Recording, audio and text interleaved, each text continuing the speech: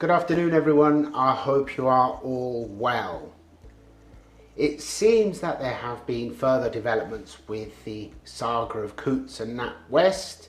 As I had anticipated, Dame Alison Rose didn't actually last until the end of the week. She didn't last until the next day, and quite rightly so.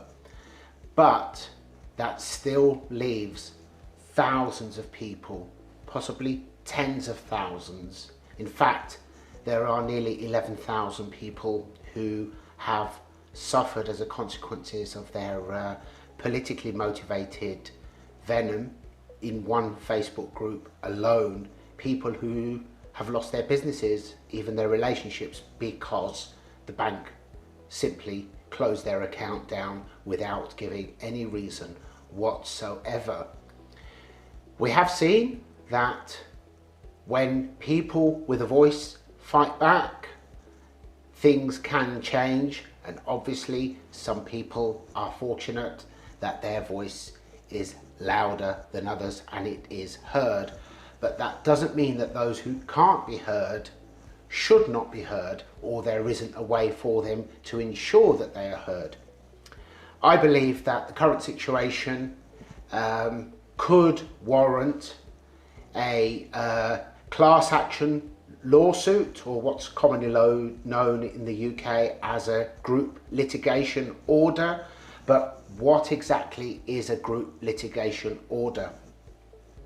It is basically where two or more people with common ground, with a common grievance against the same institution or corporation, come together and file a lawsuit against that corporation collectively. It could be two or three people, it could be thousands, but a group litigation order changes the rules completely. These corporations get away with their terrible action because they are powerful, they are wealthy, they are influential, and as we know, to fight the good fight in the UK legal system takes a lot of money. But when the plaintiff is not one or two, it is thousands, the odds change tremendously.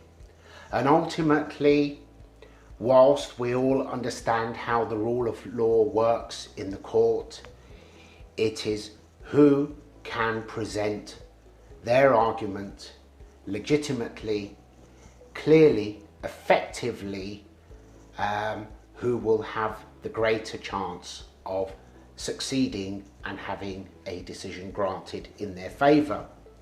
So how does it all work?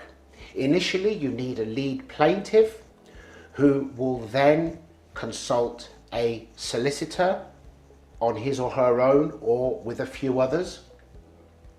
The solicitor will then go about seeking out other people in the same situation, which, where this is concerned, would not be too difficult, as thanks to recent events, many people have decided to go public and speak up where they were previously too embarrassed to do so, because they probably thought that they were the minority, and although they collectively they may be a minority of the population, but we're not talking about a handful of people, we are talking about thousands, tens of thousands. The solicitor will then proceed to look for common ground, then proceed to a preliminary analysis. Then there will be what's called a pre-action protocol, where the defendants will be notified that legal action is impending and will be taken against them. Then there will be a meeting of the members of the group litigation orders, a compiling of evidence where everybody individually has to compile their evidence, and it will then be put together collectively. This generally is followed by a form of case management conference where everybody will attend, and the procedure from there forward will be decided, and then from there on the case will be applied for in the courts and go to trial. When you are talking about a large number of people fighting an organisation, in this instance, this particular organisation will run for cover. Just the mere exposure of their behaviour, illegal behaviour I might add, has already had a serious effect on them. And I have no doubt that a group litigation order is not only justified, but it is essential, because these organisations who deliberately take action to punish individuals in some sort of hypocritical virtue signalling agenda must be stopped. Banks have no business basing their decisions on people's politics, people's faith, people's differences, whatever they may be. Even people who are convicted of crimes are entitled to a bank account because you cannot function.